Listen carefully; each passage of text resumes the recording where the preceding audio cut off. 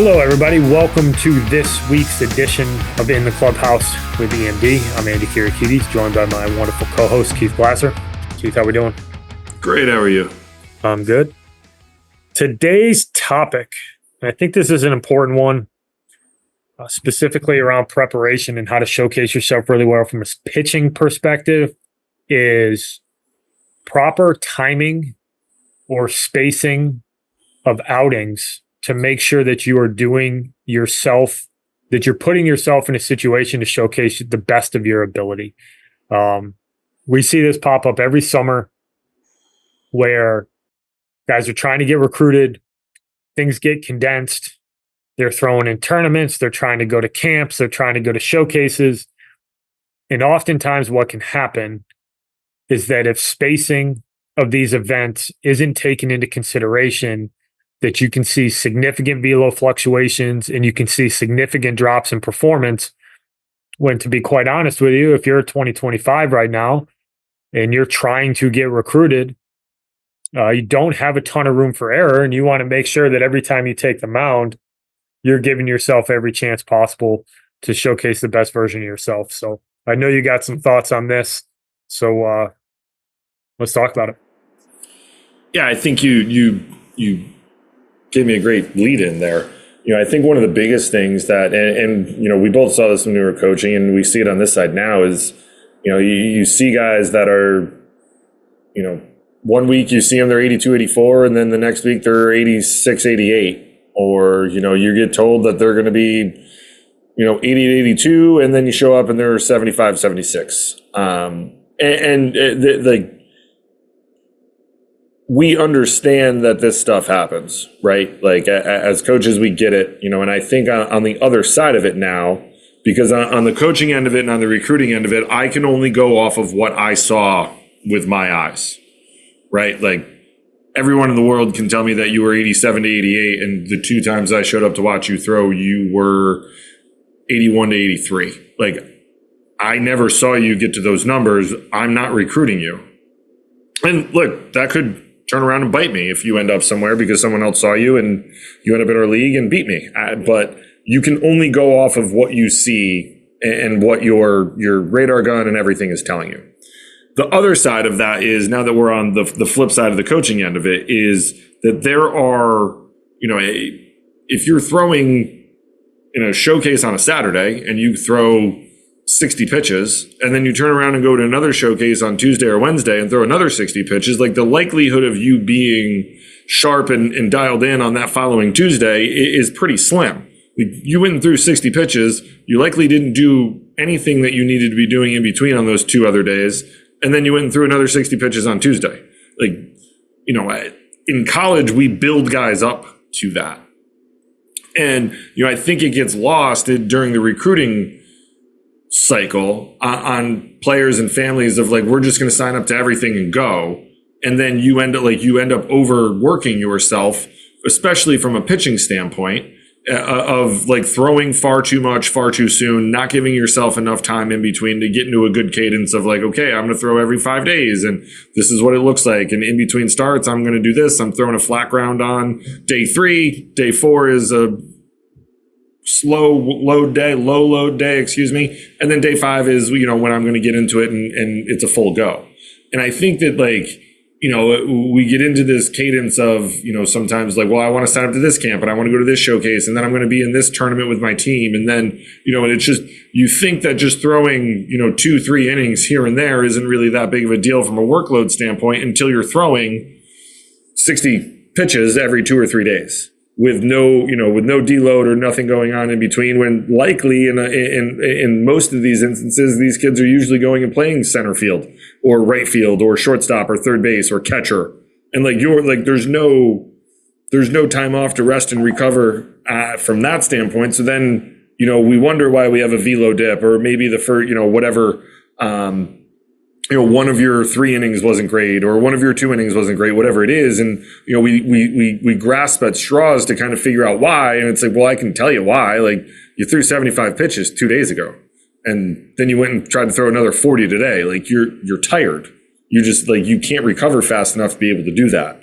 So I think that, like, being able to kind of plan out what it is that you want to do. And we've had this conversation before too, when it comes to, and this can get into a broader thing, but like, if you're going down to Georgia and there's no schools down there that you want that are going to be there that are recruiting you, like, and there's a camp up here, like you should prep for that camp. I know that's a tough conversation to have and summer coaches would eat us alive for this, but like you're going to take a kid down there to get recruited by a bunch of schools that like he has no interest in when he has the opportunity to go do this, and I think that those types of things work into this conversation too, because people don't want to they don't want to rock the boat there. So they're going to go throw their 2 or 3 innings, then turn around and throw another 2 or 3 innings the next day at a different camp, and then take 2 days off and go through 2 or 3 innings. And all of a sudden, like those 2 or 3 innings really start to add up on arms, on wear and tear, on recovery, on everything. And then it gets to the end and it's like, well, I'm 81 to 82 and no one wants to recruit me. When at the start of the summer, I was 85 to 87 thinking I was going to get better and throw harder. But, when you take that 30,000 foot view, it's like, you're throwing every 2 days with no rest or recovery in between and hoping that this is going to work out for you. And it's just not going to. Nope. And you got to be able to put your best foot forward. And it doesn't really matter what the scenario is. And spacing, timing, rest, like being on proper rest is really important for young pitchers. It's important for big leaguers. There's a reason that starters throw on a cadence is because it gives them a chance. It's not about start day. It's about having the proper spacing for proper rest, proper preparation, and proper recovery. It's no different for a 15 or 16 or 17-year-old arm who's going through this process. And you have to be cognitive of the spacing in between your outings. And if you are going to have tighter windows between throwing, you need to pay attention to volume, right? If you're going to throw on Saturday and then you're going to throw again on Wednesday, and Wednesday is the more important day, like Saturday needs to be a shorter session so that you have Sunday, Monday, Tuesday, 3 full days of rest, and you're not recovering from a 90 pitch start. You're recovering from a 30 or 45 pitch outing where you're able to get in front of some schools and take advantage of that moment and still come back on Wednesday and be effective. I could take this a long, long way, but this gets into a pet peeve of mine when it comes to some of the tournaments and how they're set up. And I think it's a major issue. I think it's something that Perfect Game needs to address is the volume of games that these kids play. And most of the rosters for these travel ball teams are not deep enough to where you can get through an 8-game schedule in 5 days and not require kids to throw on short rest. And just because you tell a kid, hey, you're only throwing 3 innings on Saturday because you're going to come back on Tuesday, like if that kid throws 45 pitches, there's very few high schoolers who have trained to recover like a bullpen arm. And from a coach's perspective, like I'll say it how it is, like you're putting that kid in a bad spot, period. All because you're trying to win some trophy that doesn't matter at all. So if you're a player or you're a parent, you need to communicate with your coaches on what your schedule is so they can make sure that you're getting the proper rest and that you're throwing in the proper locations. Like, I don't know a travel ball who's worth their salt that if you come to them and say, hey, coach, I know we got games Friday, Saturday, and Sunday, but I'm going to a camp on Wednesday. And it's a camp that I really want to be able to throw well at. Is there any way that I can throw in the Friday game so I get enough rest so I can be successful in that game? Any travel ball coach that you should want to play for is going to say, yeah, no problem. We'll get you in that Friday game, or we'll make it work, or we'll do a short outing on Saturday so you can get in front of some coaches and you can get 3 days of full rest before you go into that Wednesday outing. They'll do something. If they don't, you need to go find another travel team because they don't care about you. But from a pitching perspective, velo is not the only thing, but it's a barrier to entry at any level. And you need to be able to flash the numbers that you're capable of. And rest is a very important ingredient in the recipe for getting recruited. And you have to take it into consideration as you put together your summer schedule. Yeah. And the other side of it, and this is where I get, this side of it, we have to mitigate it with we're not making excuses for why we weren't necessarily this good. We have to have a better idea of where we're throwing from a spacing standpoint. But the other part of it is from a coaching standpoint, and we've all done this. and there's someone waiting in the wings here who's shaking his head in 2 seconds. Like when kids email us after the fact and they were not as good as they wanted to be, like we get that email of like, well, I was tired and I threw here and I did this and I didn't do this. And it's like, if you're already making excuses in the recruiting process for why you weren't good enough, like what's going to happen when you show up here? Like you're not going to actually want to work to get better. You're just going to do whatever it is that you want to do and make excuses for why you weren't good. And those become red flags in the recruiting process. And we want to avoid that at all costs. And I think that a lot of it comes back to just understanding where you should be from, like how you need to prep in order to get prepared for what is the most important kind of camp or showcase or clinic, whatever it is you're going to, or tournament. It could be that too. So like prioritizing those and making sure that you are being able to get the correct amount of rest and recovery so that you can put your best foot forward when coaches are actually showing up to watch you throw.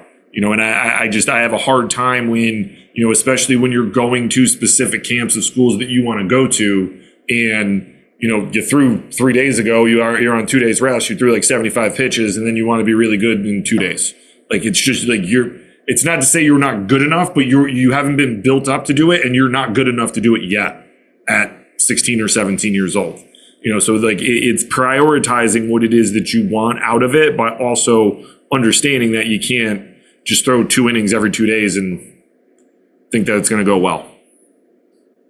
Yeah. And then the last thing I'll say is like, you're introducing yourself to injury risk because you don't have the proper recovery, right? And I know there's a lot of data that suggests that one of the big issues with some of the arm injuries that seemingly keep increasing is that recovery is certainly, it's definitely a piece of the puzzle. And health, like if you can't throw because you're hurt, you can't get seen. So that's another piece of it. If you want to take into account another variable in this equation is that health is paramount and you can't showcase yourself if you're not ready to throw. So take that with the best ability is availability. Best ability is availability for sure. And, it's important. So for, the families out there listening, whether you're 25, 26, 27, think about how you plan your outings and make sure that you can put your best foot forward. And 2, that you're putting yourself in a situation where you can stay healthy. And you can stay on a plan and you can stay in your throwing program. That's all going to be beneficial for you, not only in the short term with your performance in front of coaches, but in the long term when it comes to your development and your health. Anything else? Nope. Nailed it. All right. Well, thank you for listening, everybody. Check in next week. We'll talk to you then. Thank you.